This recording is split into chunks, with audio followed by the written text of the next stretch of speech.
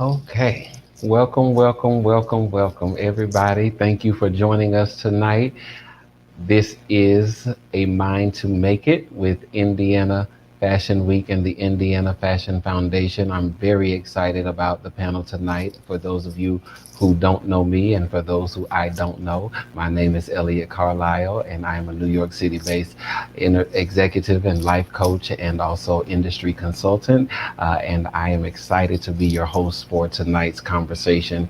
We are very, very, very honored to have each of you in attendance tonight. And I hope that you will take the time to share this with someone. It's going to be a very empowering conversation, a very engaging conversation. And our guests are prepared and they are ready. And I am really, really excited for you to get to know their voices and their energy, also hear their stories and their expertise.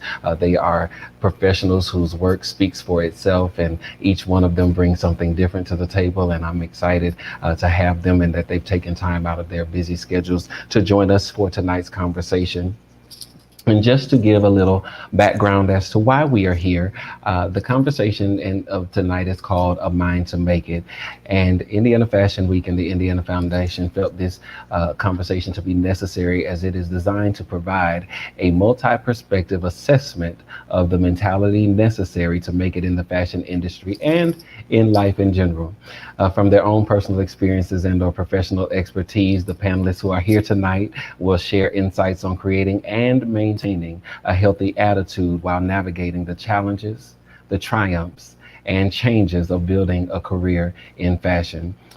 You will be able to walk away tonight with clarity and tools that will help you to align and or realign yourselves with your own internal power source. I am very, very excited because that is exactly the place that these individuals who are here tonight with us work from. That's the place they engage from. And I can validate that from my own personal experience with them. And some of them I've been friends with for years, and some of them have been voices to me in my own personal development through my career, and are part of the reason why I'm even qualified to sit here talking with you tonight and to moderate this panel, and as to why many of you even know me. And so I'm excited about that and for you to hear from them. So we're 5 minutes in and I'm ready to get engaged. I don't know about you. Again, make sure that you share this with someone. Make sure that you invite someone to join us in this conversation. Again, although we are talking about the fashion industry, this is not a fashion centric specific conversation. This is about life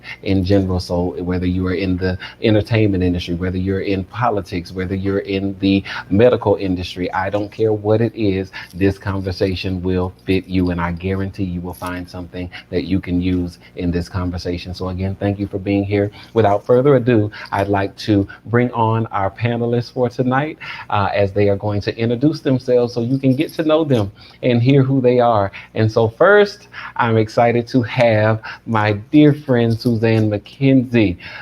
Suzanne, how are you tonight? I'm great. I'm so excited to be here. Thank you so much, Elliot. You are welcome. Thank you for being here. So tell us who you are and why you're here tonight. So I'm the founder and chief creative officer of Able Made. We're an active lifestyle brand that inspires healthy living. And we have been in business since 2013. And we're at a really pivotal place in our business. So I'm really excited to share our story this evening and to be here tonight. Beautiful, beautiful. Thank you for taking the time, and I'm excited to get into that story as well. Next, we have Lionel. Lionel, how are you tonight? Thank you for being here. Tell us who you are and why you're here. Very, very excited to join you all. Thank you so much for having me.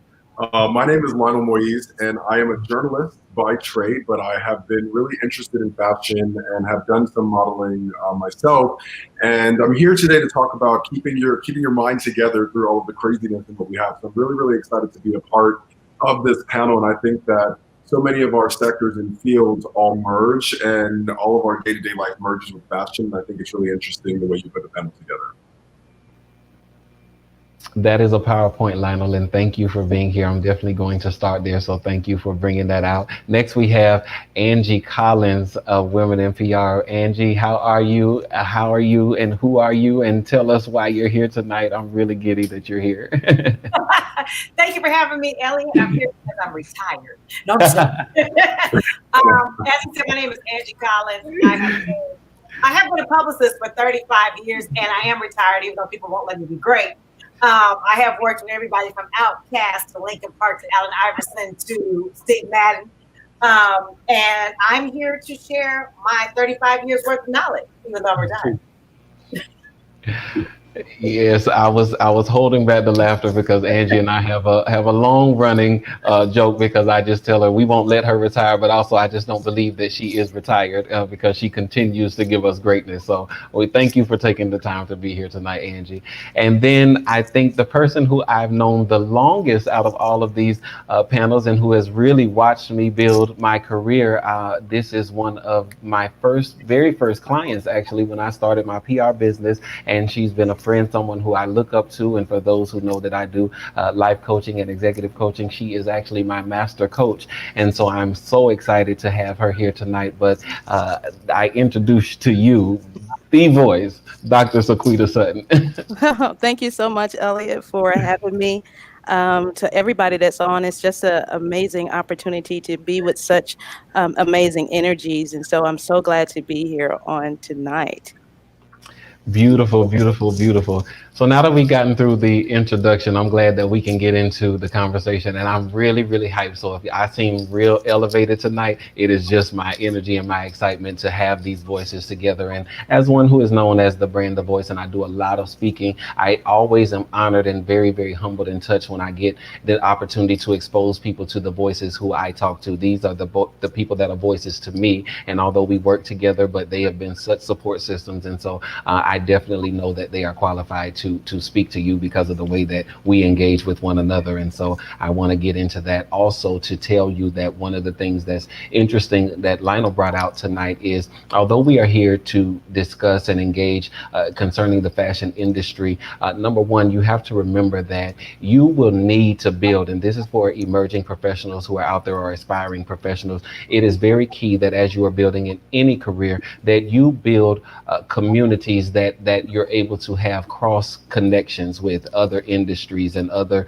professions. You will need that, I promise you, because fashion especially is one of those industries that everybody is connected to it because we all wear clothes. And as you do engage, you will start to see how all of the industries end up overlapping. And so that is very key. And I wanted to make sure that we celebrated the community aspect of the industry by having such a diverse group of voices here in terms of professions. So I'm really excited about that. But also, I can say that it is because of fashion that I have these relationships. I met outside of Dr. Sutton. It's because of fashion that I met Suzanne. It's because of fashion that I met Lionel. And it's because of my pursuit in fashion that I built the relationship that I built with Angie. So fashion rewards you in so many ways. And that's one of the things that we're celebrating tonight, even through this engagement. So to get into it first, and I'll start with you, Suzanne, because of what you said.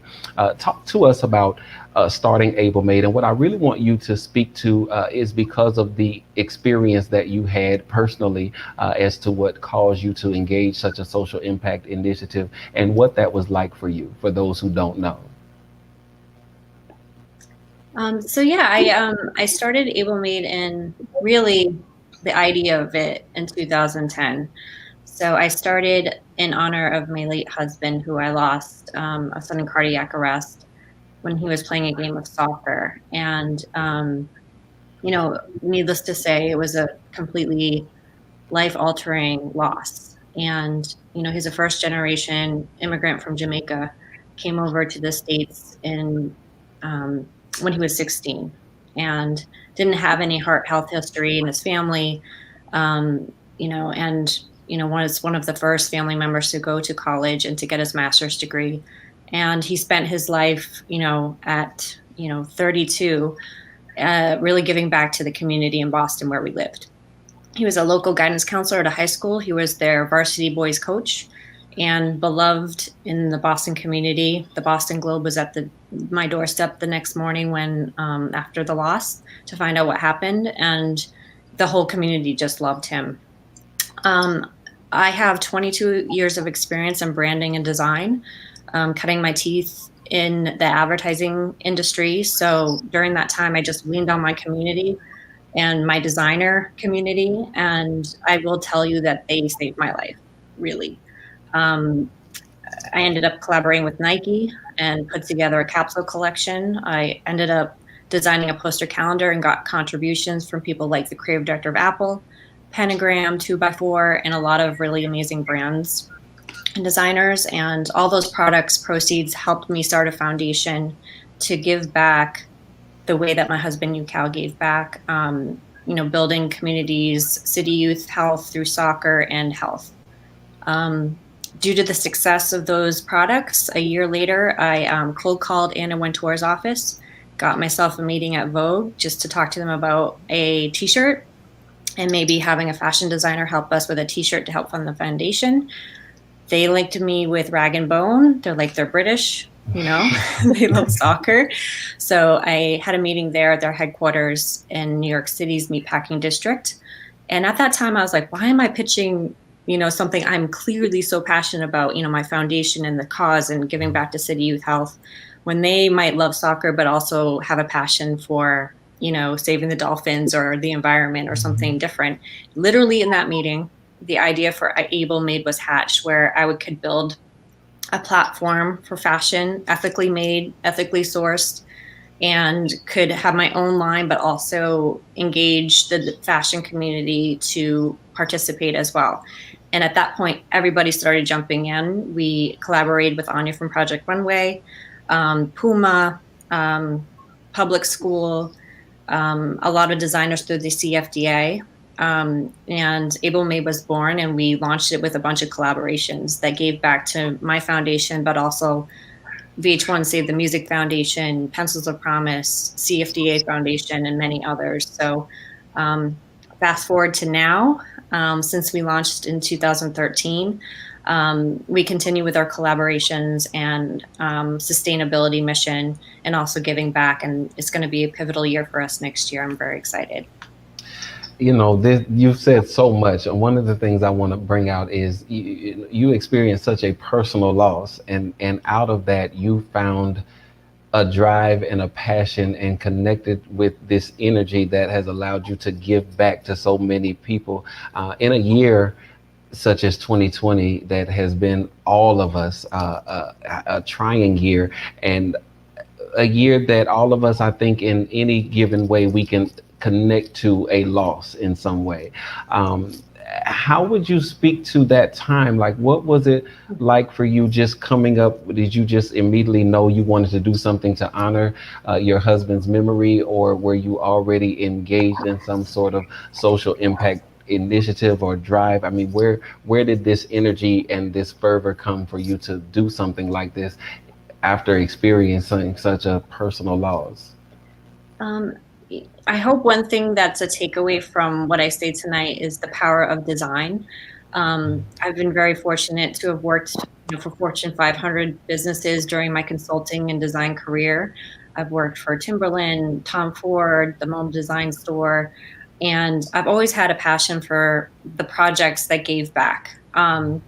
So I actually had left 2 months prior to losing my husband. I left my full-time job to begin my own design firm that was really focused on community building brands, not just ones that were for profit. So I've always had that in me to give back or be very community-based through my work. And the difference is that I've always been on the giving side of that versus the receiving, and that's a harder position for me to feel comfortable in. But I was very lucky that basically no one said no when they were engaging with my foundation. I think they saw how much I needed it.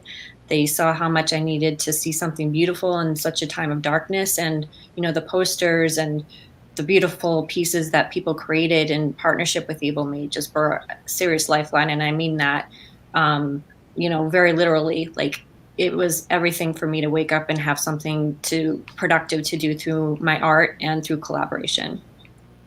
Wow, that is very powerful. When you say that it was hard for you to be on the receiving side, was there a moment that clicked for you to embrace that? What was that? Because a lot of people deal with that, you know, especially people who are givers and so used to giving. It's almost an identity that you take. So when you do have to be on the receiving side, it's almost like you cannot receive because it's not your identity, and you feel like you're being inauthentic to receive.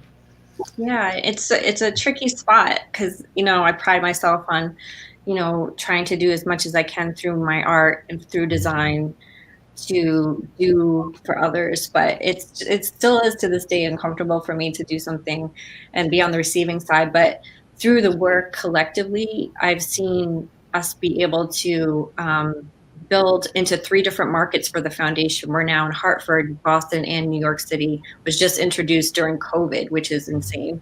The foundation is now 11 years old. We celebrated 10 years last year. We have a podcast on iHeartRadio called Purposely that they invited us to do based on our work. So, you know, I kind of have to switch it in my head to just think about the collective impact we can all have through design and through fashion, to be honest. Like, doing better things for the environment with our products. How can we work together to be more sustainable? How can we do more together to make a collective impact? And that's sort of how I have to frame it back to myself. I love that collective impact. I love that. I want to move a little bit forward because I can get stuck right there, and we'll come back to that collective impact PowerPoint. Lionel, this is really interesting to have you here because you are a correspondent. You work in the news and the media. And for me personally, I am a person who does not watch the news. I prefer to read it. I get my news from Twitter. I watch your feed. I watch your channel. I look for your 3 things to know every day on Instagram. How in the world do you, and I'm saying this because I know you personally, your energy, you are so consistent. What I get to experience with you, but you are so consistent. The power of showing up every day to talk about, because it's one thing for us who are viewers and not in the space to sit and be fed the news and have to listen to the news, which, you know, psychologists have told us that it can be unhealthy and there are a lot of negative effects from listening to this. But in your seat, you have to push this. You have to talk about this. You have to know all that's going on, and the good, the bad, and the ugly. How do you stay okay? And how do you stay sane? And how do you stay centered every day? What is it like for you to show up? You know, it's really interesting because I joke with my family when I'm not doing the news, sometimes I can't watch news myself. And so, you know, for you at home, you're like, this is too much. I need a moment. I need a break. And you can turn it off. And I turn it off and I come home, and then all my family and friends want to discuss it. And with the types of stories that we're covering right now, we're all living it. Like, obviously an election or a pandemic is going to affect us all, whether we're watching the news or not. And one thing that I've learned through this journey, because I would be so sensitive talking about these stories, and I would take it so personal when I had to deliver bad news, which unfortunately does still happen, as do good things.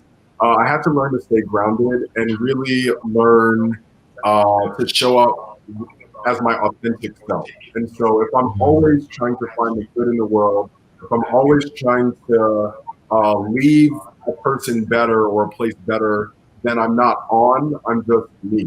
And so I really had to learn that when I'm coming in these rooms or when I'm on air, I can't be on. I have to be Lionel, who, yes, is a journalist delivering it, but I'm also a citizen of New York. I'm also a Black man. I'm also a gay man. I'm also someone who loves fashion. These are all things that make me who I am, and I have to experience it the same way that the viewers that we're delivering it to it have to experience it. And so I really tried to, as Suzanne, as you have, thought of how you can leave the world a better place with your fashion, I've had to do the same thing with my storytelling. And realizing that there is no on and off, there's only on because there's only me. And that is a difficult thing when you walk into a room and you're yourself and you are out of place, or you're not on and everyone else is on. But I think in the end, it pays off. I think a lot of the opportunities or experiences I've had, the people that I've met, those connections have been made through authenticity and not because I'm playing anchorman with a suit and tie. Even my interest in fashion, and meeting Elliot, I said, I'm not just a news anchor. I love socks. I want to start my own sock line. And I just did it. And everyone was like, you're ridiculous. And that got me into that space. And when we had a conversation on that panel 10 years ago, Elliot, we were able to connect authentically, not just as the news anchor sitting next to you on that panel. And I think that relates to every field and every aspect of the fashion industry. I love that because you brought out so many points, but the thing about showing up, one of the things that I don't know if people really understand about the fashion industry. Fashion is one of those industries that you just don't get a break. There's, and I know but I can speak about fashion because I live it. But there's an expression that goes, for some people, Fashion Week lasts all year long.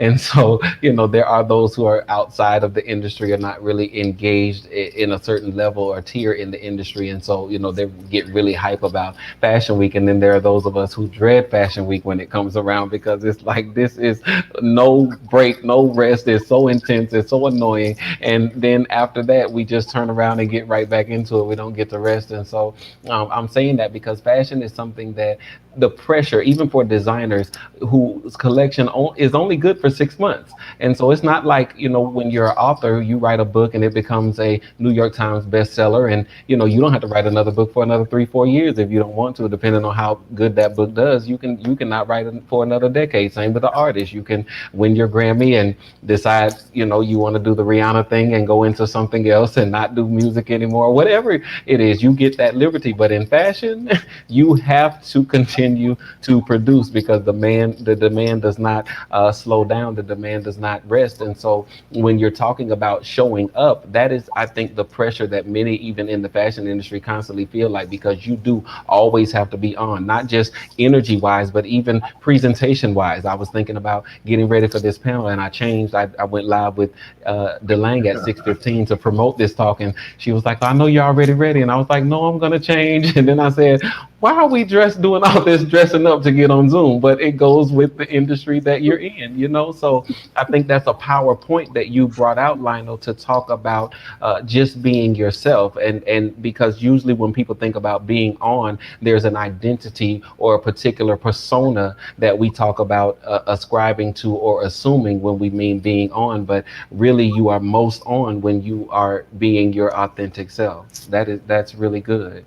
I appreciate you And I sharing feel that. like, sorry to jump back in, but I feel like it affects our creativity as well. So when you're putting yourself in this box that someone else has created for you, you're then only able to create within the confines of that box. Yeah. And so even something like the Toms that said, every shoe we create, we're going to give one away. Many people in the industry, I'm sure, said, you are ridiculous and no one's going to care. And look at the design that company has, but also the reach and the impact in the world that it did from not fitting in the same box. Selling me a shoe for $200 and making one company rich and not looking back. And I think when people dare to be themselves, that's when we get the radical and groundbreaking designs. And it's like we actually just created a space for that one person to grow, or they demanded that space. And we need more of that to continue to see the growth that we want to see. Absolutely. I love it. Angie, I want to go to you. Speaking of creating, and I don't want to tell your story, but you are just a remarkable woman to me. I mean, to watch you go. I'm serious, and know the things that you've experienced in your life, which I would like for you to share. But not just that, how you've taken your what would be life upsets and almost branded them, and they've become such a part of your movement, down from your hair color. And I want you to talk about that, your hair color to, I mean, there's nothing that I know that you've shared that's not public that you haven't taken and used in some way. And I want you to talk about creating through upset and trauma and loss. How do you do that? Okay, so I am a 2-time ovarian cancer survivor. The blue, if you look at my original picture with the purple and the blue, it wasn't because I was trying to be fashionable. They have meanings. So the purple stood for all cancer, and the blue stands for ovarian cancer. And for the past like 10, 11 years, I have always altered between those colors because it reminds me of I'm still here. I was told in 2005 that I had 90 days to live. It is now 2020. You're ready to be 21, and I'm still here. Okay. Praise.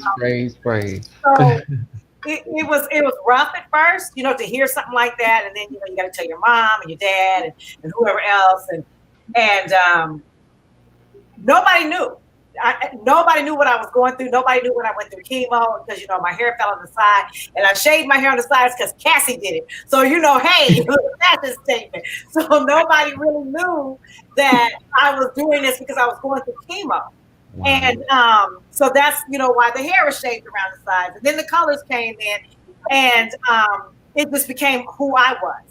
And I felt like there was days I didn't want to get up. There was days I didn't want to do anything, but I felt like going to a chemo session when you see older people sitting in that room and they're looking so defeated, I didn't want to be that person. So no matter how rough or tough, like I was in fashion weeks, I was all kind of crazy stuff, and nobody knew what I was going through because I didn't want to deliver it. Then one day I woke up and I was like, you know what? There's no shame in having cancer. I'm just about to tell everybody what the heck is happening and what's going on. If you don't like it, leave me alone. But but as Elliot said, this is a journey that I shared with a lot of people that I went through. And there's a lot of women that in our organization, Women PR, who went through it with me, which was also part of my support system, because you gotta have a support system at the end of the day. And so I am, like I said, it was crazy at first when you're going to hear you only have 90 days to live and you're thinking, okay, what do I do? And I felt like I wasn't going to let it defeat me. I didn't believe what that doctor said, and I still don't believe what this crazy person said because I'm still here. And I always used to I told Ellie, I used to say that, I know I'm going to die one way or the other. One day it might be from getting hit by a bus or, whatever else, but it wasn't going to be from cancer. It was not going to be from cancer. All right. So. All right. Wow. But what, at that point, you were still working in the industry. How did you come to this transition to say, I'm going to give back and empower? Because you have empowered thousands of women. And I always say, I understand that your organization is Women in PR, but you embraced me at a time when I really was figuring it out. I knew what I knew, but that's all I knew. But it is because of you that I was really able to, take this industry by the reins and also build the confidence. I don't know if I've ever shared this with you, but you were such a source of strength and confidence for me to move forward. And I thought it was interesting because I'm not a woman, but you embraced me. And then you even gave me an opportunity to engage several opportunities to teach and engage with your platform. What inspired you to do that? And even now, I know we joke about it, but we just can't let you go. And I know that you say you're retired, but you are still doing so much, and you're so valuable to thousands of people in this industry. Where does that come from? And I also want you to talk about your partner, because when you started Women in PR, you had a partner, and talk about that too. So Tammy Atmore was my partner. One day she had a marketing company and I had a PR company, but every time we tried to find interns, we would get interns who did not know what they were doing, did not know how to write a press release, didn't fish, because school doesn't teach you everything. So we got together and said, let's do an organization. This is just like on a whim. Let's do an organization. We're going to call it Women in PR. And we started it by doing workshops across the country from like LA to New York. And it grew into something bigger than that. And one day I had an epiphany that when I did this organization, that I was going to make it affordable.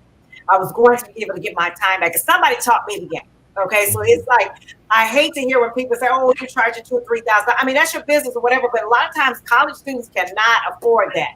And I figured out my core base was students, people coming out of college, or just starting their industry, or maybe they're changing their careers. And when you're starting in PR, it's expensive. You got to pay for media databases, you got to pay for all this stuff. And so we decided to make everything affordable. So 2014, Tammy passed away with cancer. And I decided that I was going to put Women in PR on hold for a little while, because at that time I was like, I had all these crazy clients and it was too much to try to deal with this organization as well, dealing with, people that was out on the road on tour. And, Elliot knows, doing fashion weeks, I didn't have time. So when I put my Facebook page, we have a Facebook group open, and, where women could collaborate and talk to each other, etc. So in 2017, when I decided to retire, that I decided that I was going to focus on doing women in PR and building the organization to where we at now. So we do everything from conferences to webinars. We have a mentoring circle going on right now. And I feel like that it's interesting because God told me one day that I needed to give back. And this is my way of giving back. And most people know that everybody says, you know, you're the most accessible person because they get my cell phone number. They text me all hours of the night. It's just, and I don't tell nobody no. You know, I just don't tell anybody no. If I can help you, I'm going to help you, because I feel like this industry and the PR industry is starting to be such trash right now. And if I can help somebody from going down that route thinking that, oh, it's all about social media, it's all about part. No, it's not. It's called work. It's called work. It's got work. Okay. So I feel like I can help somebody, you know, get to that, you know, that level, then it's fine, because I can tell them, I said, you have to put in work. I've been here 35 years. 35 years. And I can sit here and say I've probably worked on, you know, two of the best campaigns in my life was Tupac's All Eyes on Me campaign. And the second one was, you know, Mike Jones, when he came out, nobody knew who the heck he was. So, you know, it was kind of like those were my two big things. You might know who Mike Jones was. Come on now. That's another story for another day. But but I feel like that that it's my time to help somebody else. And I have a lot of people, like Elliot says, there's a lot of people that I've seen grow into their own companies, their own organizations. And no, it is called Women in PR, but there were certain men that I just brought in, like even my assistant. Remember, Bert was a male. Yeah. So, you know, there's a few of them that I deal with, you know, and then Joshua, but they had something that I connected with. So it wasn't kind of like, you know, I just picked some random guys up the sky. I had a connection. Like Elliot and I had a connection off the gate, you know. Yeah. We laughed and kiki and all that stuff, but we had a connection. We still have a connection. And I felt like when he was like, yeah, I'm going to tell you this now, because you tell him I'm telling yours. So I felt like when he was struggling and trying to figure out, you know, do I really want to do this? I had to, you know, talk him off the ledge a couple of times. Yeah, you want to do this. You know, yes, you got to do this because it's in you. Fashion is in him. Just like I'm going to get him about that jewelry line because he tried to ignore me when I talked to him about that. But yes, I was going to bring it up. And I have to, you know, you have to keep encouraging people, you know, no matter what. At the end of the day, I feel like if I can still stand here after, you know, beating cancer not once but twice, who, you know, who am I not to help anybody? Who am I not to help anybody? Absolutely. To stand in their right to do what they got to do. If I got to talk you off the ledge, I'm going to talk you off that ledge. I'm not going to let you drown. I'm not going to let you jump. I'm not going to let you do none of that because nothing is that bad. Okay, if I can sit up here and say, a doctor telling me I had 90 days to live, imagine somebody tells you that. You know, imagine somebody tells you that. And you're just like, oh, I could have said, oh my God, my life is over. But I refused that. This is here I go with that jewelry line. You know it, Michael. This is so heavy. I will say this, and we're going to get to you, Dr. Sutton, because I know you have some stuff to drop. I wanted to say this. What is beautiful about what we're doing tonight and this power of exchange, and even, you know, just starting with Suzanne and what she shared about this collectiveness, right? There is such a power in building community, and what really is what it takes really to engage and sustain in this industry is understanding that you have to have community. When you're in this industry, it's so demanding and there's so much competition, just like anything. But fashion is extremely competitive. It moves just as fast as technology. There's so many shifts and changes that you have to navigate. And I will tell you, as one who's had to do that, I've found some of my greatest strength from relationships that I built from people who weren't necessarily directly connected to the industry. Is relationships. You guys, if you don't have relationships, you have nothing. Okay. Absolutely nothing. And I don't care if it's the doorman that you talk to every day, that is a relationship. Okay. If somebody comes and walks your dog, that is a relationship. And people need to understand and appreciate relationships because you don't never know what a person is going through. You don't never know what they're going through. And you cannot treat people like crap. Okay, because guess what? Karma is you know what, and she got a terrible first name. Okay, All right. Okay. Okay. So that's two things. That's two things. The power of relationship, and then also the power of your passion in finding all of these people that you've heard speaking have had to find a passion, find a way to execute from a place of purpose. And this is something that, for those who are familiar with Clubhouse, we've been engaging on Clubhouse, this new app that's out. If you're not on it, it will become public shortly. But I've said in so many fashion rooms, and one of the themes that keeps coming up is finding your niche, but not just finding your niche, also being sure of your why. And no matter what you're doing in this industry, if it's from design to styling to if you want to be a photographer, I don't care what it is, you're going to have to know why you started, and always remember why you are starting. It is going to be that keeps you sustained as you experience the different tumultuous things that you will experience as you navigate this industry, because it's going to happen. Life happens, and industry life happens. There's life, and then there's industry life, because you will go through this in two dimensions. You will go through this,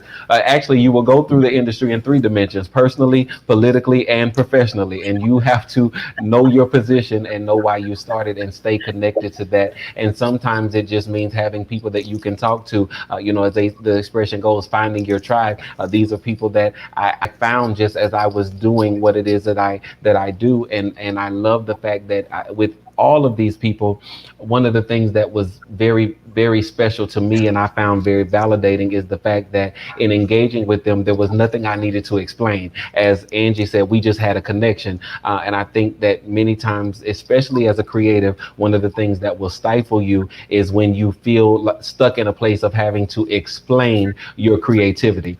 Those are not your people, because those who are your people, they just get it, and there is no need for explanation. And if you get caught stuck in the realm of explanation, you will find it very hard to get into the zone of execution. I just wanted to drop that. But Dr. Sutton, we've said so much. I just want to pull from you, even in just to give us some understanding on the power that we have as creators, because fashion is an art form, and all of us who are on the panel tonight, no matter what we do, the thing is we've tapped into the power of our creativity, which has somehow sustained us mentally and kept us healthy and sane enough to keep going.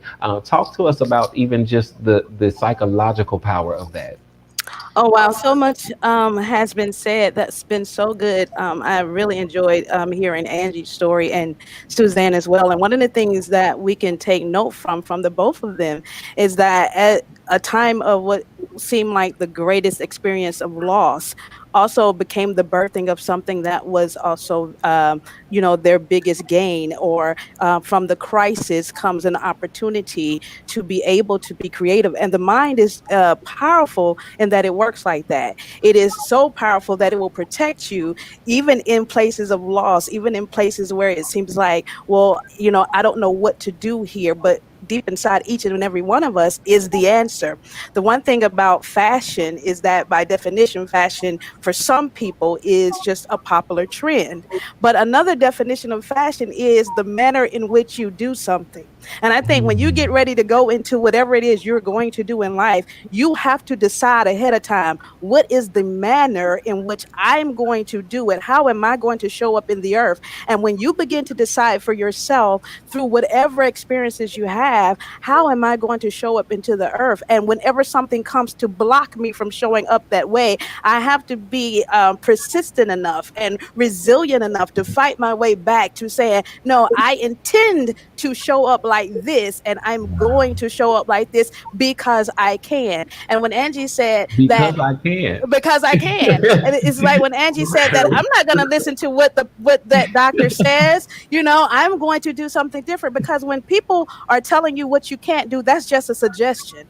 And the mind takes in suggestions, and we can either take those suggestions and make them a part of our belief system and make them true, or we can say, you know what, I am not going to believe that suggestion. I'm going to create my own, because the mind is powerful in that way. In my field of study, I study neurological sciences of the mind and our behavior and how we act and react to certain things. And so when one of the things we realize about the mind, and all mystics, all physicists will tell you that everything is energy, pretty much everything is energy, and our ability to create and to bring things into existence is not really that we're creating something new. You're really just letting out what's already within you, and it has to start in that inner place. And that ability of the mind to do that is a powerful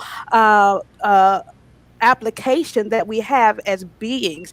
And so when we look at how that works and say, okay, I'm whatever industry you're in, whether it's fashion or whatever, energy can never be destroyed, and it really can't be created. It can only be transformed and transmuted. So when you look at that, I am energy, and I have this energy inside of my mind, I have something in my mind that I need to get out, then it becomes your job as a creative to transmute that into a place where we can understand what it is that you've been trying to say. So it's giving form to what has been formless. And whenever you continue to give form to what has been formless, in the spiritual world, we call that presence. In the fashion world, you call that design. And so what happens is when you give form to what is formless, your presence shows up in your design. And whenever you lose that, whenever you start getting to the place where you can no longer give shape to what is formless, then you have given too much of your presence away.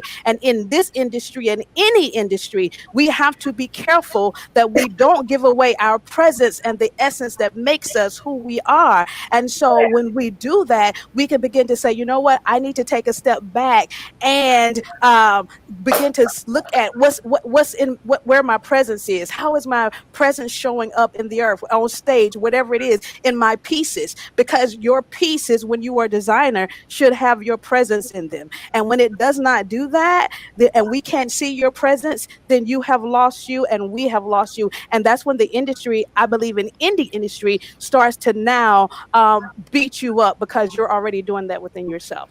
So what? Wow.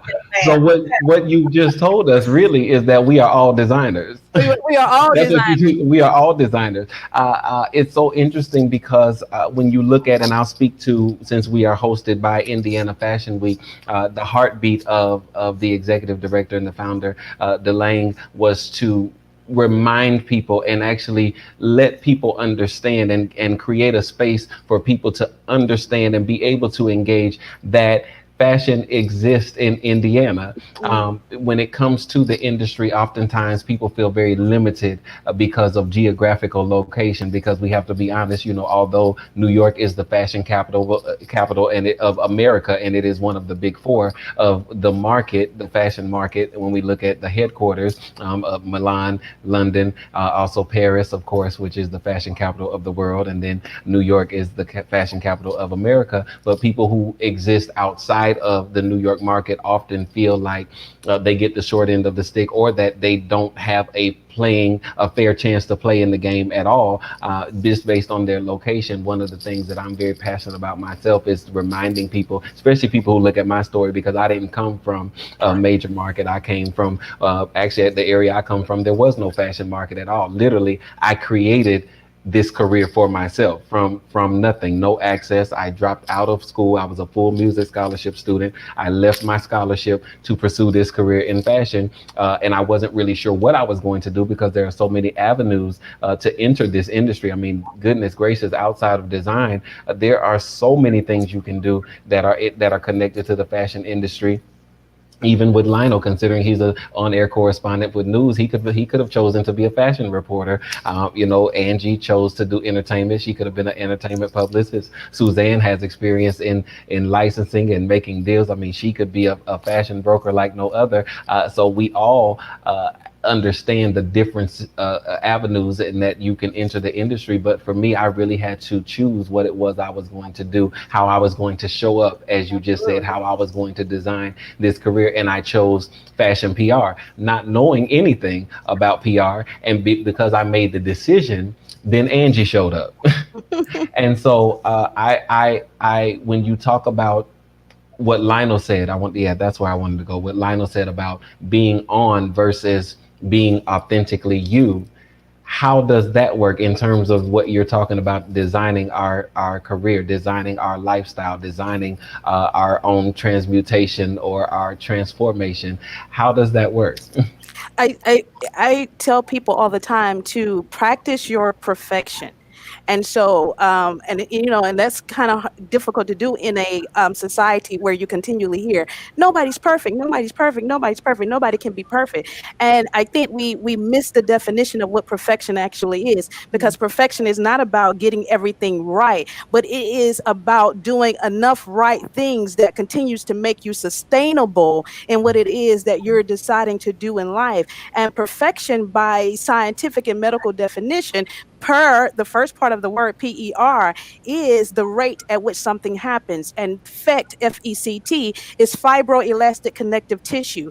It is our ability to be stretched or expanded and then come back together again. And every human being on the planet has the ability to be stretched and then come back together and regroup and recalibrate who you are. And knowing that you can do that and knowing when to do that and how to do that is what keeps us authentic. And the rate at which you can do that will keep you sane and will keep you your ability to think and reason. And so when we allow stuff to stretch us too long and we don't take time to come back together, then we'll be so stretched that we will forget again that, you know what, I have the ability to do this. It is okay to still be on and yet turn something off, a part of something else that I need to not be on, because I need to come back together and regroup. Because Okay, wait. okay. Okay, wait. Okay. Okay. Woo! I mean, I feel it. Suzanne, with what she's talking about, I think about you in experiencing, the loss of your husband in that moment. And I mean, that had to be a stretching moment. I mean, that I cannot even imagine. I mean, none of us can ever prepare for death. It's just we just can't prepare for it. So when that happened, how did you engage in this expansion and compression that she's talking about? What was that like for you? It's almost like expanding to the point of you're gonna break, with that type of trauma. I call it trauma, and grief. I think the only way, and I used to hate hearing this when I was going through it, but it's to go through it. You have to go through grief to get to the other side and transform yourself and your heart and your mind. And for me personally, I went in and I didn't want to talk to anybody. All I wanted to do was work on the foundation. Like, that's how I dealt with everything. And the only person I would talk to was my grief counselor. And this is actually my least favorite topic to talk about, because it's still very painful, even moving into over 10 years. It's very hard for me to talk about still. So I feel like you never get over grief. You just experience it differently as time goes on. So I will reiterate again that, like, design really helped me expand myself through that transformation, and helped reshape me, help reiterate how purpose-driven actions and career was important to me. And it just solidified it, because it was already important, but it just was like, yes, this is my path and this is my intention and this is what I want to do with my time here. I want to connect that. Thank you for Lionel. When I met you, you had your sock collection, your sock brand.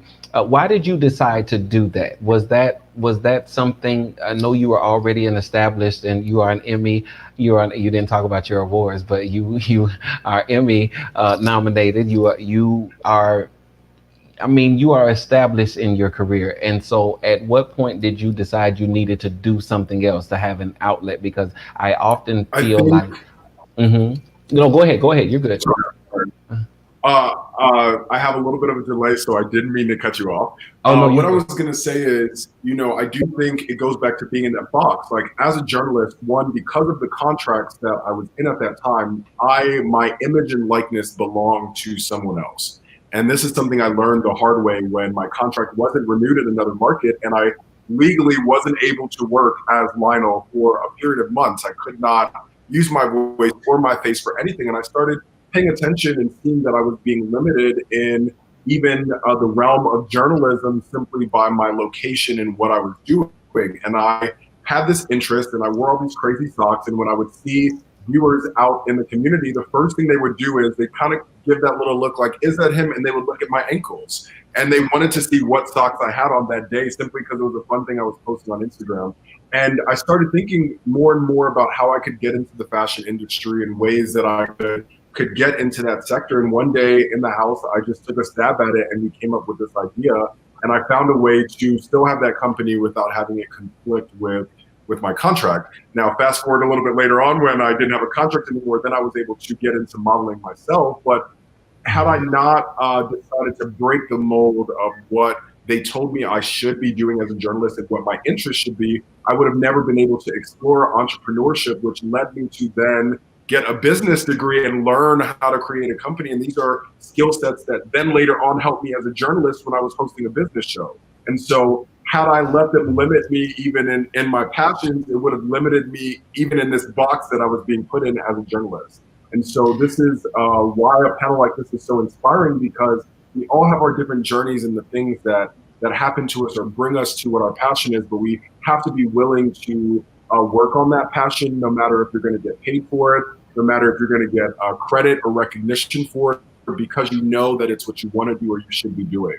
And that literally changed my entire trajectory of my career. From a stock company that I don't even own anymore, it got me into the fashion industry way quicker and way easier than if I'd be waiting on the sideline for someone to send me to New York to cover Fashion Week for their publication. Now I'm invited to Fashion Week, and I could cover it 10 times over because of those connections and meeting people like Elliot and even the panel today. It was a continuous growth, and I just decided not to let them put a cup over the little fire and the spark that I had. I needed to flame it and let it grow at that time.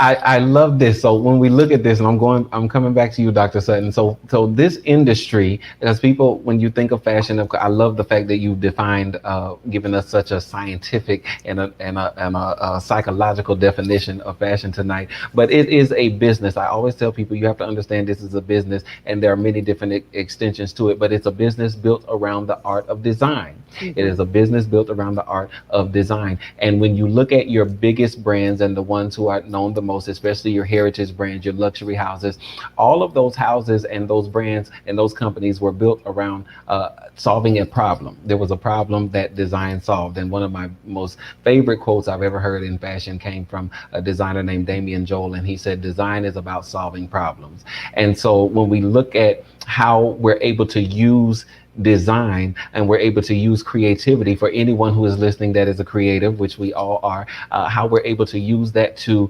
bring solutions, to create avenues of escape for ourselves, to create safe spaces for ourselves, how we're able to use creativity. That is the thing that I believe we have to stay connected to in this industry, no matter which avenue you take to be in it, or whatever industry that you're in. It's important to stay connected to that. Breathe on that a little bit, Dr. Sutton. I read a book once called Blue Zones, and it talked about that the healthiest nations around the world, the healthiest areas are people who have community. And those people they live longer, they're healthier. And even like you said, in the industry, you have to begin to have a community and a support system, and having that ahead of time and finding that within will continue to help you grow and expand. And it's going back to what Suzanne said about, she said, I expanded to the point I thought it was my breaking point. And so many people experience that. The thing about it is, though, that it wasn't the breaking point.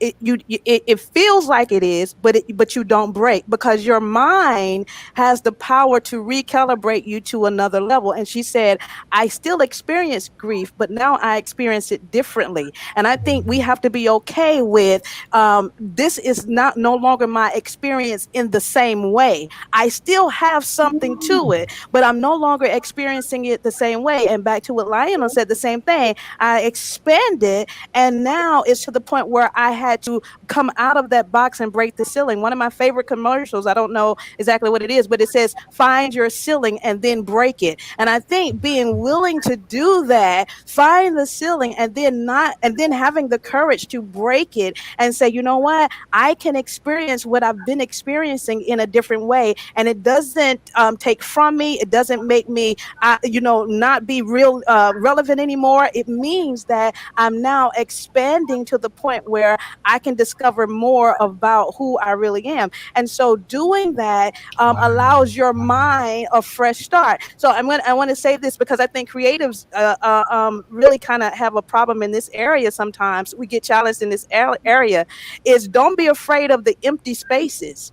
Don't be afraid of the place where it's like, it's so empty right here within myself. I don't necessarily know what I should be doing, because out of that, that's where the most creativity comes from. It is in that voided space where this area is not necessarily working. This is not necessarily working. I know I don't want to be in this box anymore. I'm tired of being around the same people I've just been around. I know I don't want to do this anymore. And so I'm in this empty space, but this is the space where my mind now has the power and the enlightened reaction necessary to allow my presence to show up intentionally, instead of showing up where I have to just be what everybody wants me to be. Because you said earlier, Elliot, about how fashion is about solving problems, but you cannot get so used to solving problems for everybody else that you forget yourself in the mix. That the first thing you got to solve is what is within yourself.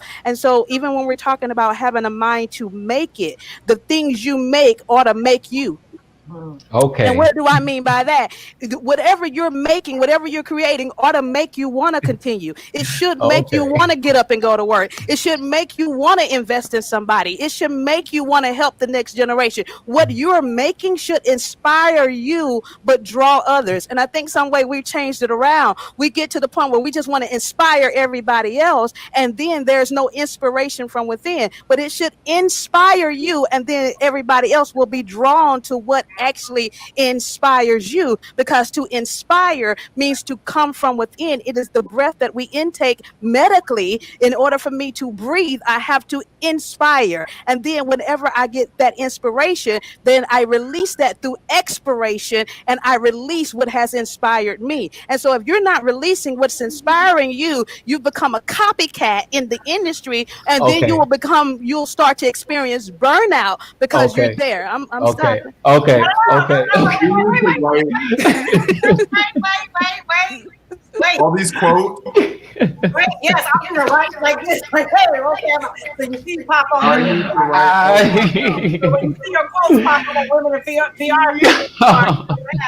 But wait, but you made a very valid point when you said that, there's a lot of copycats in this industry. A lot of copycats in this industry. And I always tell people, like, a lot of people always get fearful, especially in our industry, about sharing their Rolexes and all of that. I don't care, because, see, first of all, you can't do what I do like I do. Period. That's it. You can try to, or trust me, there's been many organizations that have tried to, but are they still standing? No, they're not. So I always tell people, you know what, knock yourself up. That makes you feel good to do that. But at the end of the day, you're not going to go anywhere. So you're going to be like that mouse in that circle going around and around and around and around.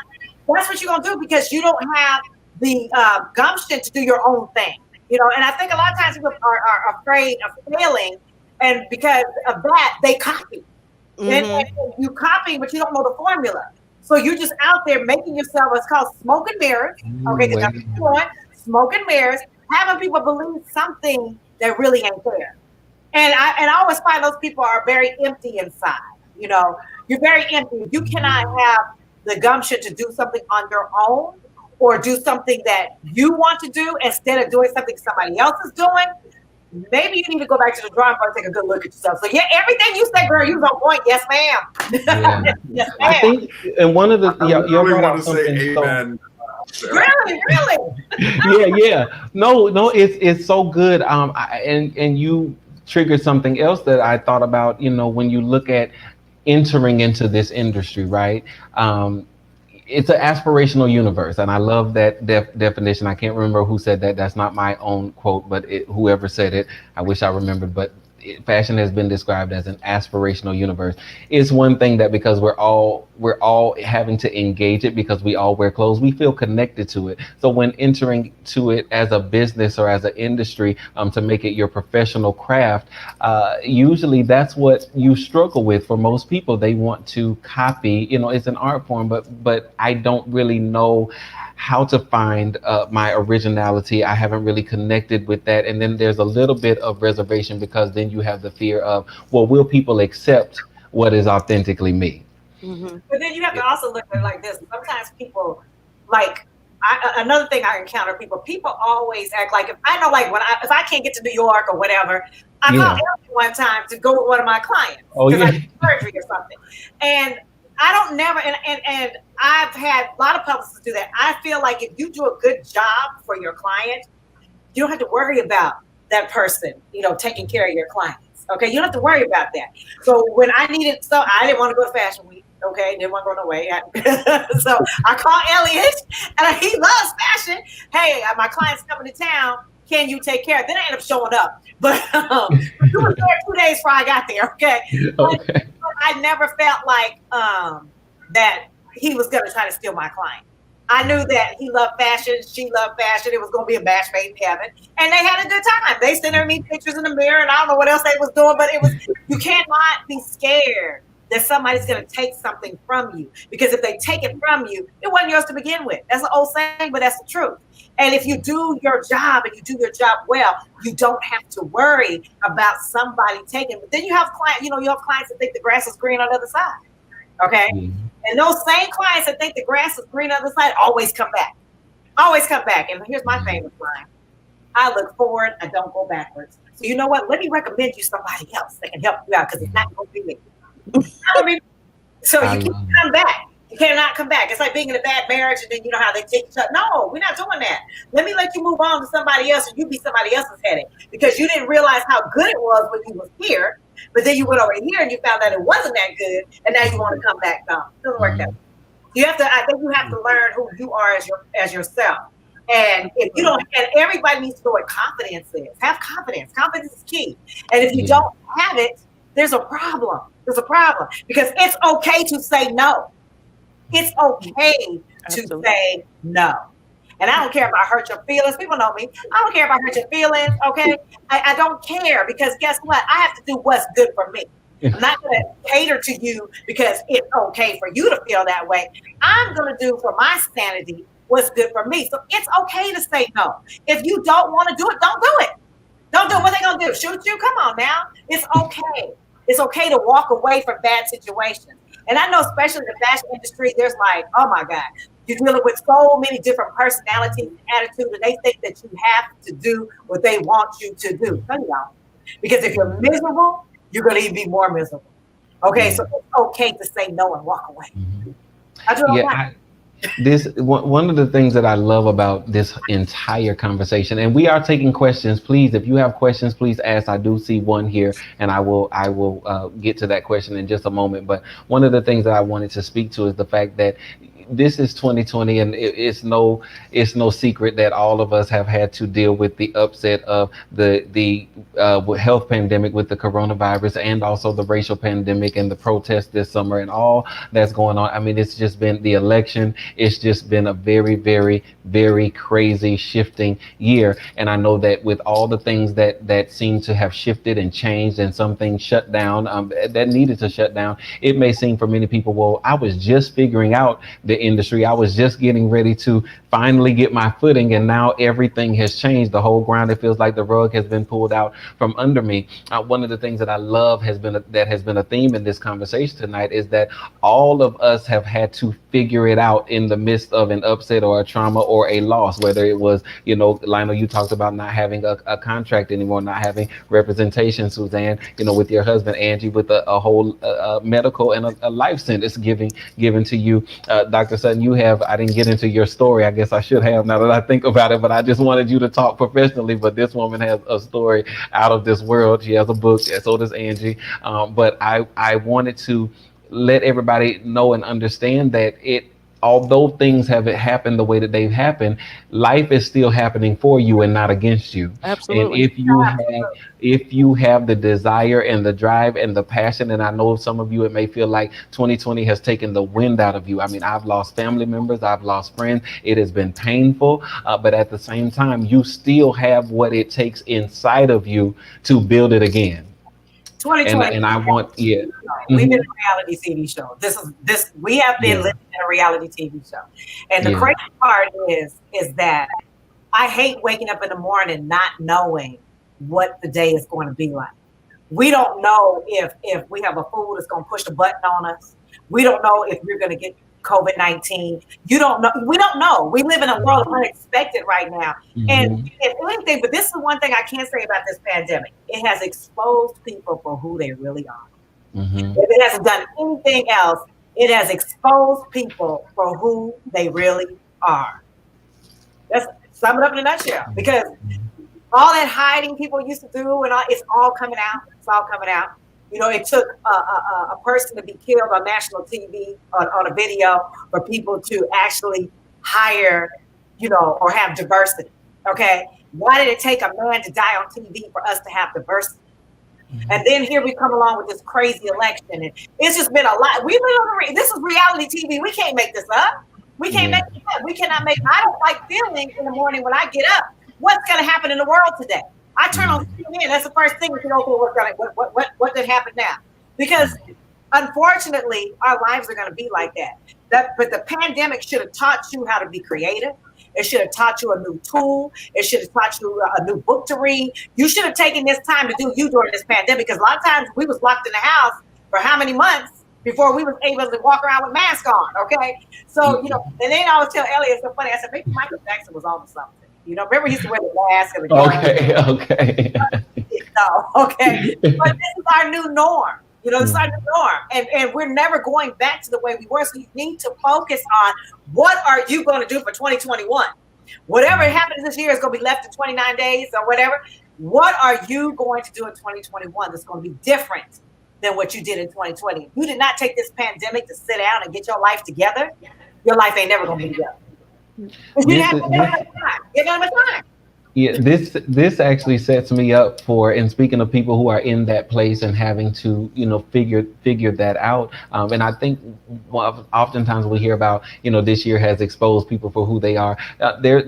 There's good and bad exposure, even for yourself. I mean, it's the year 2020, 2020 vision for ourselves. I know for me, what this year has been for me to see myself in a new way, and in a way I haven't been able to see myself in a long time, to have the courage. For many people who don't know, I quit the job that I was working on this summer and transitioned into a whole nother dimension in the industry and also within my own career operation. And so, but that took a lot of courage, and I really had to see myself at a different place. And so I do believe that that's not something that you should shy away from when you hear that, because you need to be exposed to you as well. I want to ask, there's a question we have here from Irma LaJoy, and she says, what is one strategy that you will give a creative when facing inner and outer opposition?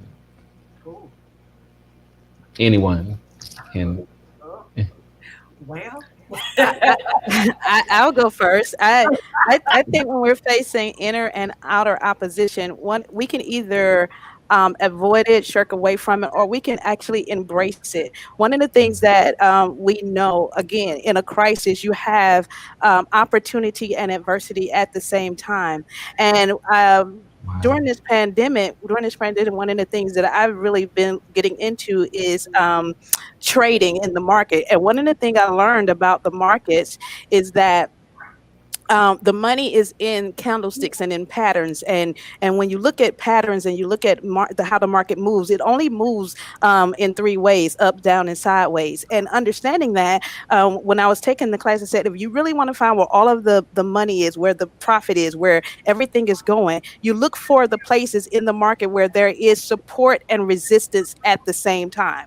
You look in the places where there is the conflict, because that's where all of the money making power is. That's where the biggest change is going to take place at. It's the place of conflict. And sometimes we are so busy running from the inner and out of conflict until the place that we need to understand that at the same time I have resistance in one area, I'm also going to have support in another area. And unfortunately, we're trained to focus on the resistance, but the mind, just like it focuses on resistance, it can also focus on support, because one of the laws of the universe is that opposites attract. So you will never be in the room without the opposite of what it is that you are experiencing in the room. So at the same time you're experiencing happiness, you can also experience sadness. The same time you're experiencing sadness, you can also experience happiness, because the opposite is always in the vicinity of each other. So I think it's what we choose to focus on in the moment. And so if you are experiencing that, and then you have to begin to ask yourself, where is my ego in this situation? Because a lot of times the reason why we're experiencing the conflict of being authentic within ourselves is because we're busy feeding what the ego wants. And I'm concerned about how everybody is going to take me. What am I going to do? How is this going to work? Am I going to be good enough?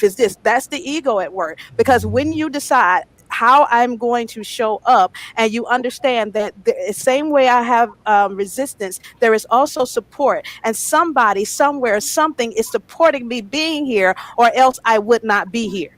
Wow. If it were wherever I am, something is supporting me being here in this space, or I wouldn't be here. I wouldn't have made it to that spot. And so begin to ask yourself, what did I do to actually get here? And the same steps I took to get here, I need to begin to rehearse those steps again, to keep them going. And maybe I need to enhance those. Maybe I need to say, well, now where do I want to go now from this place? But beginning to really sit down with yourself and say, what is my motive for even feeling this conflict? And what is it that I'm trying to get out of? Because the conflict could be actually coming to tell me something that I need to know about myself or about the moment, and or give me a direction that I need to change. So it's where you choose to focus on, and what perception is everything, even in this pandemic. As a counselor, my of course, my clients increased, but what I noticed is that the clients who were doing more, who did well during this time, had the perception and began to focus on what was good, what was right, what I can do instead of what I can't do. And the perception of how we see our world, because that's how the mind creates, that's how we see things. It's through our own conditioned experiences and perceptions that we begin to project that into the world, and that's the world we live in, what we've created in our mind. And so how we do that will begin to determine how your day goes, how you live, what you do, what you see, what you say. And so what you choose to focus on will be a clear pathway to saying, okay, this is how I deal with this inner and outer opposition. And maybe I just need to let the opposing forces come together to teach me what it needs to teach me so that I can move on.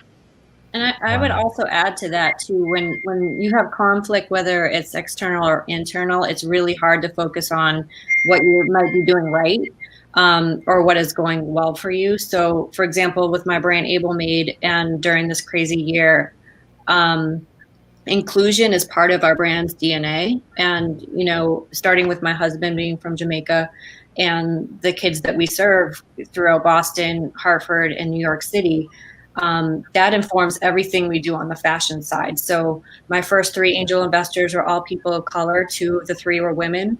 How we cast, who's on our board, who's on our management team, who are our interns, every single area we are inclusive. And, this year specifically around Black Lives Matter and the whole idea about corporate cultures and inclusion and people getting canceled, and even more responsible fashion brands who, on the outside seem like they're being sustainable or transparent, really, when you look under the belly, their corporate culture is really toxic. So that's something that I learned that, is just naturally in our DNA. And I feel like we're on the right path there. And to some of the comments before, no one can really duplicate your own story, especially when it's coming from a real or authentic place. Yeah. So, the question is really about how to deal with conflict. I think throughout that, really having the discipline to step back during all of that chaos and really focus on, to the doctor's point, what is going well or what you can do well or what you can double down on that you're doing well just to get you through that, I think is everything. Yeah, yeah. I think that what you said is we have an opportunity and we get to choose, so we're really never really stuck. Although we may feel, Michael Weston has something, he said, the feeling is the falsehood. We may feel stuck, but we really never are stuck because Right. we can choose. Because Yeah. we spend a lot of time in our society trying to fix feelings. And I tell people all the time, you can't necessarily fix a feeling. You have to actually feel the feeling. And I think sometimes we're afraid to feel the actual feeling and then let it pass. Because just because I feel it does not mean I have to validate it. Does not mean I have to live in it. Doesn't mean I have to get stuck in that. But I do need to feel it so I know where I need to put it now, because I have the power to do that. And so, as a creative, one of the things we know is that everything you consume is affecting your creative genius, and that's from your food to your thoughts to your social media. And so, everything, or comparing yourself to other people, everything you're consuming is affecting that creative genius, and that's what's creating that conflict within ourselves, or just hearing conflict or seeing conflict, and we're consuming all that. So sometimes you have to really change what the consumption is that's going into the mind, because the mind is powerful enough that through your mind you can create your world. You can create your thoughts. Your mind can actually change your brain. It can change the chemical understanding of your brain. It can change the peptides that you're giving yourself. And one of the things I always try to let people know is that for every emotion you feel, your brain is creating a chemical peptide that will match that emotion. And so if you're saying I'm depressed, or I feel conflicted, or I'm angry, then the reason why we continue to feel that is because your brain is creating a chemical peptide to match the emotion that you say you're feeling. And then that peptide goes through your cells and it begins to feed your cells. And now your cells actually start to crave it. And so no matter how many times you tell yourself or other people telling you that you're doing great, this is great, no, your stuff actually looks good, you can make it, we're not believing that, because your cells are craving the chemical that you have created for yourself that says, no, I'm not good enough. It's not well, I can't do it, or I'm experiencing anxiety right here. So just understanding the power that you have in your mind to create your own chemicals and feed yourself to the point of, just like I create the negative chemicals, I can create the chemicals of joy and peace and Yeah. optimism. I can create an environment and a space for myself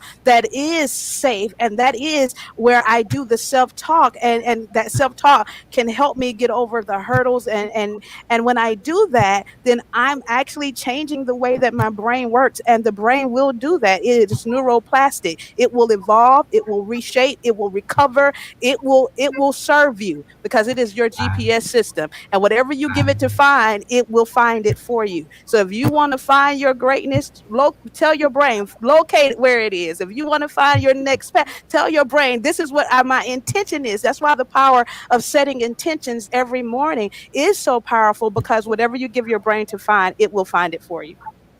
I love all of that. I hope y'all take notes when on this, and you will go back and replay all of this. This particular piece that you you just mentioned triggers the next question that we have here, and I want to ask since we only have one. I don't want to keep. I love that Angie's been writing. I love it. I love it. I will have to just go back and watch this because it's so much. And you guys who weren't here at the beginning, if you just joined us somewhere in the middle, I did not say, but Dr. Sutton's she is actually a neuropsychologist, so she talks a lot about the brain and human science and behavior because that is her profession. So she's not making any of this stuff up in peptides and all of that. She knows the brain. So what she's saying is actually scientifically sane and proven and backed by valid education. The next question is confidence. Regina Warren says, confidence. I don't think many know what confidence truly is or feels like. What is confidence to you guys? And I'll let everyone answer that. I want to jump off of what Dr. Sutton just said. Oh, you were. Okay. Go ahead. Go ahead. No, go ahead, Freddie. No, go ahead. Okay. I'm right. Because I feel like Dr. Sutton was just answering this question in the last question, and confidence is trusting yourself. To me, I feel confidence is trusting yourself. And in trusting yourself, you are going to have a different mindset of what you can create and accomplish in what you're doing. And when we look at something like now, like a pandemic, and we have politics and science going against one another, it would make you wonder,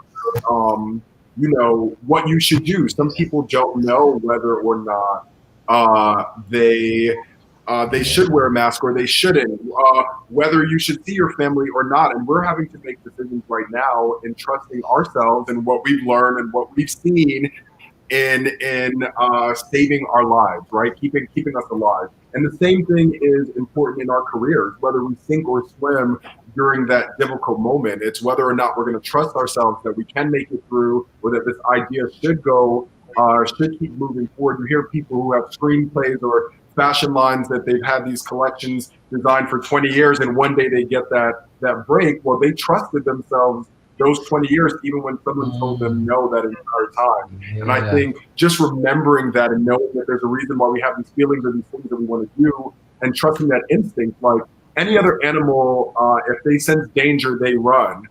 But a human will outsmart and outthink ourselves, and we'll stay in this dangerous situation. We're like, there's no way. And it's like, no, there's danger. Trust that instinct. And I think that instinct could lead us to success if we follow it the same way that we should be following in dangerous moments. And really going back to the basics of looking at a cat outside, you could learn how to do that more than outsmarting our own selves and really, really hurting ourselves in the end from overthinking the confidence that we should have in ourselves. Oh, I love that. What you're talking about, Lionel, when you mentioned that instinct, that's your divine intelligence. I don't even want to, I'm going to let y'all talk. Go ahead, Angie. So I think for me, anybody walking around with blue and purple hair has got to have some kind of confidence in the world. But I feel like this. Confidence is something that has to come within. Mm-hmm. And, sometimes we don't get it right away. It's not going to be something that you wake up one morning and say, oh, I'm confident. You have to, as Lionel just said, confidence is trusting. Yeah, I wrote that down. Confidence is trusting in yourself. Okay. And it's like I tell people in PR, how do you represent a client if you don't believe in yourself? How can you believe in them? Okay, you cannot believe in a client if you don't believe in yourself. And then how do you expect your client to believe in you if you don't believe in yourself? Mm-hmm. So these are questions you have to ask yourself, and I'm not saying that you're going to get up tomorrow and walk up and be, Miss America on the runway. However, in your mindset is, it goes back to that movie, what's it called? Shallow Hall. Remember that movie? Where she was big, but she thought she was skinny, and then she was so confident where she's the same situation. Sometimes you have to put yourself in a different situation to get that confidence, because once you get it, baby, it can't tell you nothing after that. Okay, can't tell you nothing. And you also have to learn that no one can top you or stop you. Mm-hmm. They can't. No one can top you or stop you, because everything you ever want is always going to be at your fingertips. Remember that. Mm-hmm. We have a saying, that we do in well, a practice that we do in psychology, which is primary appraisal and secondary appraisal. And secondary appraisal says to us, first, when you primarily assess a situation, you begin to ask yourself, is there actually a threat? Is this really relevant? But then secondary, you begin to ask yourself, what resources do I have? And I think confidence is about knowing the resources that you have and trusting yourself, because what we see is that people who are more knowledgeable about something are more confident when they're talking about it. Like what Elliot was saying, he's a fashion person, so he can speak to fashion because he works in that. Or Angie, she's done so much with other people, so she's confident in what she's talking about because she has the experience. And so confidence, I think, is something that's built over time. And the more you grow it, the more you learn, the more you have experiences, the more you begin to expand that confidence. And so where you start with it at in building the confidence is you have to practice what you already know. And if all you know is the one thing that you know, practice that, perfect that, and use what you know, use that to get you to where else you need to be. And so that's how you begin to really build that confidence. And another way that you build confidence, and I was looking at the Alexander McQueen story, and one of the things he said when he first started out, he says, I don't care what I think of myself. I don't care what I think of myself, which means that so when his story ended with suicide, it was very evident that it would, because he was caring about everybody else and their thoughts, but he didn't care what he thought of himself. And so as a person who's in the industry, you need to take the time to really go over, what do I actually think about myself when I engage people? Because when they meet you, they're meeting your thoughts about yourself. When they talk to you, they're getting the experience of how you experience yourself. So ask yourself, what do I really think about myself? And when I don't, when those thoughts are not good, when they're not right, then you have to re-narrate your own story to yourself and say, you know what? I have to change the way I'm thinking about myself so that I can show up in a different energy. Because what you think about yourself, there's an ancient book that I read, and the text says, as a man thinketh, so is he. And so how you think is how you will show up in the world. And so how you think about yourself, and be concerned, take that assessment of, what do I really think about myself? Because if I do, then that builds confidence, because the word "com" means to be with trust, with reliability. So I have to show up with those things already in me, as Angie said, and then begin to really appraise, what resources do I have? And if I don't know something, who can I call so that I can know the answer, so that I can build the confidence that I need to build, because it will be built over time. That's really good. I think that's so true. And I'll build on that in saying, one of the most questions that I get, the most frequent questions, is like, how do you cold call so many people? Because I will cold call anybody. Give me 5 minutes and the internet connection, I'll find you. So like, I don't have a problem with asking, because if you don't ask, the answer is always no. But I do completely subscribe to the idea that confidence is built, and because of practice, you have to practice it. For me, I think I built my confidence through sports. Getting our butt kicked on the softball field, starting from first grade, but learning that you can come back and rebuild and potentially win later. I blame my mom too. I went to a poetry competition. I got second place, and the first thing she said to me when we got in the car is that I should have won first place. So, having that team and like that structure and that family around you to build your confidence and show you what your potential is so key. What I learned on and off the field, it actually translates over to what I do with the foundation and those skills. But the reason why I can jump and know I can figure it out on the way down before I hit the ground is because I practiced it, whether on and off the field, whether through my family structure, through my career, and the learnings there. I definitely, have been able to build that confidence over time, and can apply it now to my business. I love that, Suzanne, because you triggered the point that I was going to pull out from what Dr. Sutton was saying. There's a saying that I have, that everything in my life prepared me for the moment of now. And I believe that for everyone sitting here, everyone who's listening to this conversation, everything that you've been in through your everything that you've experienced, every place you've been in, every space you've been in your life up until the moment of now, prepared you to exist in the moment of now. And when I look back at my life, I can pull from the day that I was born, or as early as I can remember. But I know that even though I don't remember the days that I was born, but I can pull from that moment, even depending on what you believe before you were born, you can pull from that moment to understand that there were things that you were building upon that actually have established you in the place that you're in. And in your next, you will be able to pull from this very moment tonight. You will be able to pull from this and use in your next.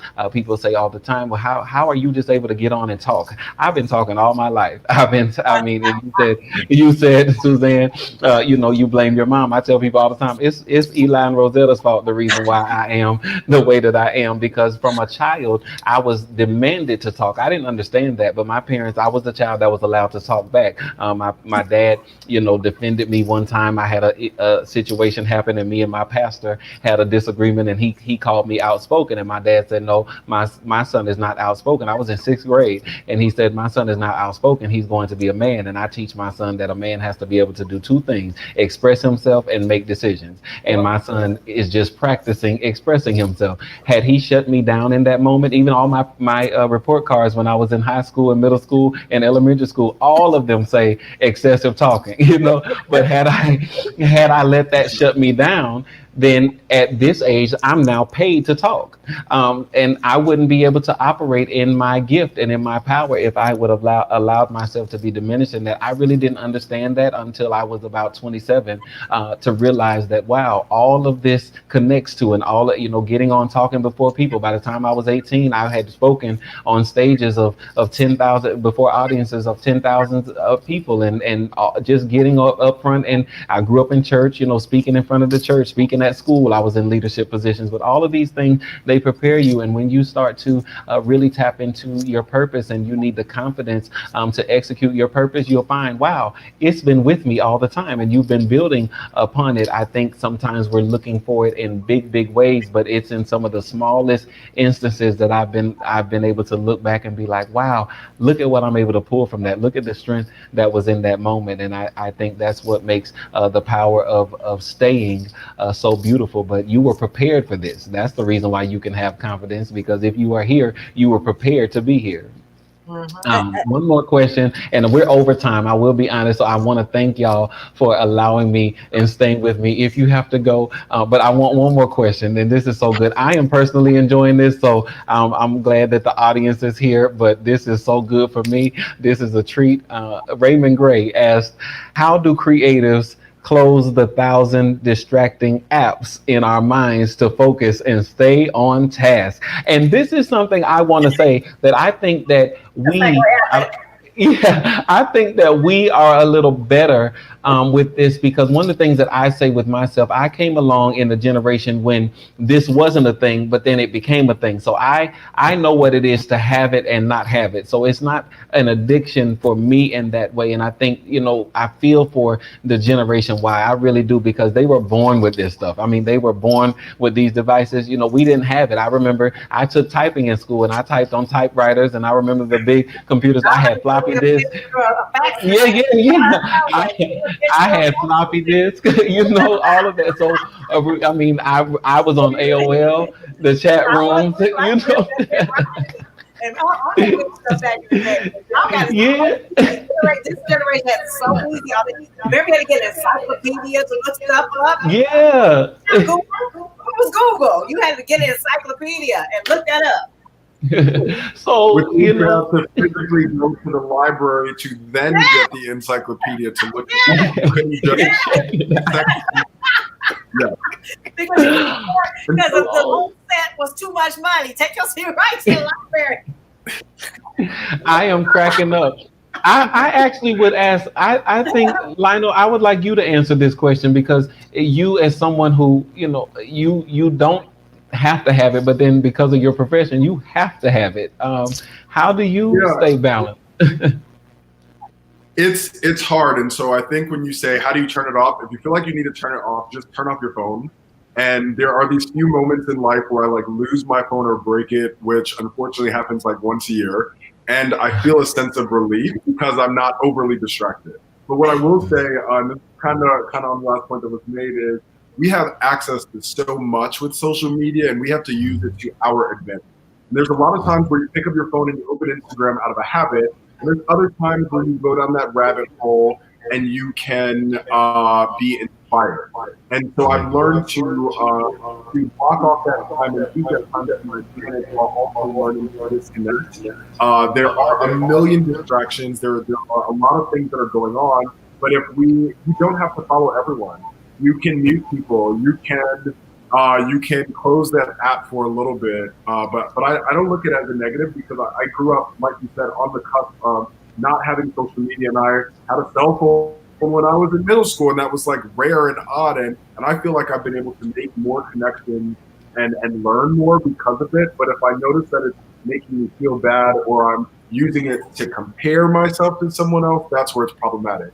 But if I use it for inspiration, or someone posts a quote and it makes me feel better. There's a woman at my Power Talk, and this woman lives in Europe somewhere named Gordana. I've never met her. She's my best friend, and she's gathering me every morning with an inspirational quote or just something that's reframing my thought process. And I don't think that's as bad as me maybe looking at a picture of a supermodel on the beach, like, why don't I look like that? I think there's a give and take, and we just have to learn how to compartmentalize it. And when I'm creating and writing and trying to be in the zone, I will just turn my phone off. And then there is no distraction. We're not forced to be on Instagram. We're choosing to do it for free. Okay, now this is good. I'm going to take from that. I realized, and I apologize to Raymond, I misread the question. I was about to say, that's not what he said. Yeah, thank you, boo. I love her. How do creatives close the 1,000 distracting apps in our minds to focus and stay on task? Yes. This is how, okay? Write down. I mean, this is old school, but guess what? It works, okay? When you feel like you got 50 million things going on in your head, you don't have enough time, and you're trying to stay focused on tasks, I have to do the same thing. I create lists every day of everything that I have to do, and I have to make sure I check off everything to do just so I don't get distracted. Because if I'll be over here, I'll be over here, I'll be up here, I get what you're saying, Raymond. I totally get it, but write it down. Get you a notebook. It's okay to write, because see, people get away from that, and put your damn phone down. Like Lionel said, put your phone down. Write your thoughts out, because whatever's going on in your brain, you feel like you can't turn those 1,000 apps into distraction. You are making a distraction. You have to prioritize your list of what you need to think about or what you need to do for that day, and hold yourself accountable for staying on task. Absolutely. What happened? I want to ask a question. Sorry, Elliot, because this was something that I had to learn. I just want to know your perspective on it. I write these lists and it does help me, and I had to learn to be okay with not crossing everything off every day. Sometimes some things need to roll over. How do you handle that? Because that was a big thing. I wrote 2 pages of list, and I'm like, I only knocked 3 things off, but sometimes those were 3 things you needed to do. How do you handle or balance that? So what I do is I move it over to the next day, okay? Because what happens is, this is a crazy mess, okay? So y'all think I'm joking. So this is what my week starts out like, okay? So whatever, this is reality. So whatever I do, I cross it out. If I don't do it on this day, I move it to this day. If I don't finish it, I move it to this day. So finally, by the end of the week, I accomplished whatever I'm supposed to accomplish. I don't put timelines on when it has to be done. And I think that's another thing that we do. We're like, we need to do all this in one day. No, I don't put timelines. If I don't have enough time to do it today, there's tomorrow. And if I don't have time tomorrow, there's the next day. So you shouldn't feel like, you have to put like, what is the most important thing you need to do that day? If you feel like, everything is important, no, everything ain't important. But what you need to do that's the most important, and then rock from there. And just carry it on until you complete it. So don't ever feel like you're under the gun to finish completing what you have done, because you have a list. Okay, and you have to, sometimes it might take you a month to accomplish that list, but it's still your list. So don't feel like that. Yeah. And then I want to encourage, and especially for creatives, I know many people don't feel like this. You often feel guilty, but it is okay to even do a day where you don't do anything. It is really, and I'm saying that because one of the things that happened to me at this pandemic, at the beginning of the pandemic this year, when we closed the office on Friday, I thought we were going to come back on Monday. We were going away from the weekend, and then Monday never came. Well, the Monday that I was expecting never came. And what I realized was, okay, I got to figure out, well, what are we going to do? How are we going to work virtually? Do all this stuff. And then I said, you know what? I'm not going to figure any of that out because I'm tired. I realized I was drained. I had gone. And people praise you for that, especially, Yeah. when you're really in the business and you're really moving. People praise you. Oh, you're a go getter. You're a mover and shaker. There's a sense of pride that comes with that. And you're like, yeah, I am a get it done person. But then it becomes unhealthy. And what I realized, I had been going so much that now that I had this moment to have a break, my body said, okay, you need to chill. And I didn't do anything for about 2 weeks. I barely responded to emails. I looked at Netflix. I did whatever I wanted to do just so I could recalibrate. And then once I did that, then I realized, okay, now that I have this clear space, let me figure out how I'm going to engage. But I really needed to do that. And so now I still have days like that where I get up, and if I don't have any priorities that I have to finish things, I'll just chill for the whole day because I'm not going to go back to that lifestyle. That's one of the things that I will say this pandemic taught me. I don't want to work like that. Although it may have looked good on Instagram or it may have looked good on the outside, it was not good in here. And I want to live healthy. I want to go ahead, Suzanne. No, I was just going to say self-care Sunday. Yes, Yeah. self-care Yes. is important. I wanted to say that one of the things that we say, one of the sayings that we do in neuroscience is neurons that fire together wire together. And so what happens is when you have a thought or opening the tabs in your mind, the different apps in your mind, the mind is going to do that because we're taking in information all the time. We're taking in all kinds of information all day long. And so you will open it up. However, you have the power to, just like you open it up, you have the power to shut it back down. And I think that knowing that is key, that before, when you first start a thought, it's kind of like a synapse. And that neurotransmitter, before it starts to really form everything, you have an opportunity to make the decision. Do I want to continue this thought, or do I want to stop it, or do I need to just take a moment and stop and breathe? And knowing that you have the power to do that will give you control over your brain. And so, and taking that power, taking that time to do that, to say, you know what, I don't need to continue opening up this app or going down this rabbit hole, because whenever you start doing that and you start firing those neurons, then they start forming more networks. And then once the network starts to form, then it opens up and you're thinking about it, then you're thinking about it, then you're thinking about it. And so to Angie and Lionel's point about writing is a very good way, or journaling, making that list, and not so much for goal setting. And so, but you can do it for direction setting. And so it's not about setting goals, it's about setting direction. And one of the ways we practice that is to, there's a book called The Artist's Way, and it talks to artists about getting up every morning and just free writing, uncensored, just getting rid of all the thoughts and all the stuff that's in your head, and just getting it down on paper and writing 3 pages and just filling it up, not worrying about grammar, not worrying about how it sounds, not worrying about, who's going to read it, because it's just for you. It's just getting it out so that you can close those spaces and focus on one thing until you get ready to go to the next thing, and being okay with that I don't have to have a goal, but I do need to just set some direction. And then becoming aware of your thoughts, being mindful of your thoughts throughout the day, being mindful of when you're overstressing or overwhelming something, will let you know, okay, I have too many things open.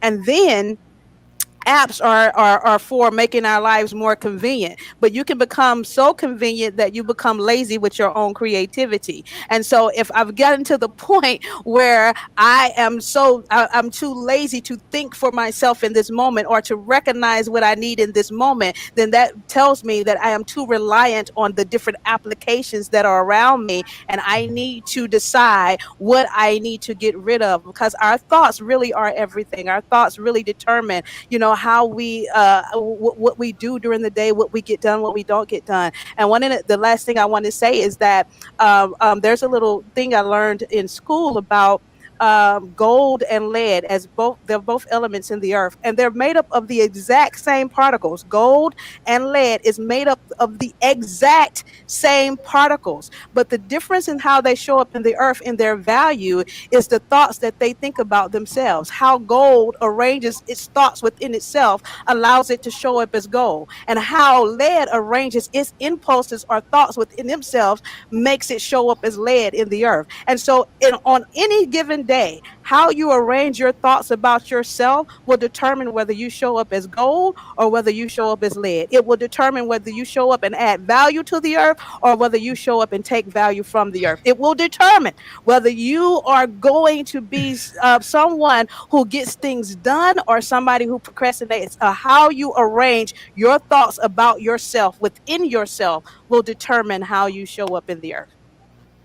Wow. So with that being said, a mind to make it is a gold mine. I love it. I That's love it. good. I'm gonna take that. I love that. You guys, it's 8:45. I'm sad. I don't want to let y'all go because I could keep y'all here all night, but I just want to say from the bottom of my heart, thank you all for allowing us to do this. And I believe in my heart of hearts that people were able to really take some hardcore, tangible takeaways from this that will allow us all to be better. I want to commend the visionaries of Indiana Fashion Week and the Indiana Fashion Foundation, Denisha Delange Ferguson, for having the confidence and having the courage and having the mind to make it, to come to New York and pursue what it is that you saw, to get what you needed to produce this vision. Thank you for that, because it is because of your investment that we are all able to have this conversation tonight, and we don't take it lightly. I don't take it lightly. And with that said, it is also Giving Tuesday, and I want you all to please donate to this organization. It is a nonprofit. They are an authentic nonprofit, Indiana Fashion Foundation, and so that means it is tax deductible.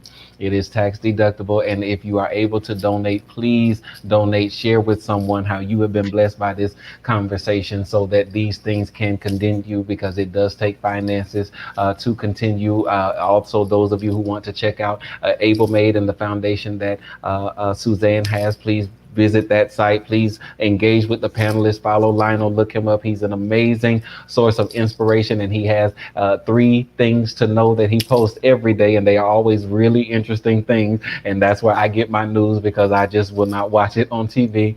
Again, engage with Angie, especially if you are a female, whether you're in PR or not. Just follow her. She is amazing. She has a platform called Women in PR. She has another platform for Black and Brown publicists called Publicists for the Culture, and also Dr. Sequeda Sutton. Also, Angie has a book that she wrote. Please follow her, check out her book, get her book, Dr. Sutton. Oh, it's December 23rd. 23rd. Don't beat that Yes. microwave publicist. Yes, I'm plugging myself. Okay. December 23rd. Get that. And then Dr. Sutton, please follow her as well. I mean, you've heard her tonight. She is amazing. But again, we want you all to continue the conversation, continue the engagement, continue building the community. This is just what we do. This was easy. This wasn't anything for us. This is how we engage. This is who we are. And I want to send health and wealth wishes to all of you in your respective places as you all are navigating the rest of this next turn of the pandemic and where we all are. But I do believe that we will be okay, and I believe that you will be okay, and I believe that, in my heart of hearts, I just know on the other side of this, we will be better. I just have to believe that. That's what keeps me going, and I'm praying and wishing that for each of you. I know that's right. I know that's right. And again, you all please show some love to the Indiana Fashion Foundation and the Indiana Fashion Week team for putting this together. Thank you to Delange. Thank you again to Mike.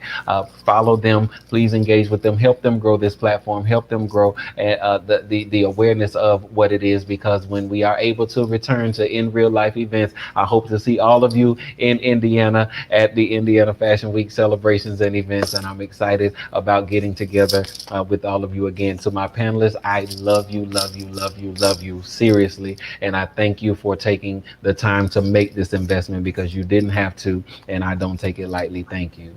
Thank you. Thank Thank you. you. Good night, everyone. Good night. Good night.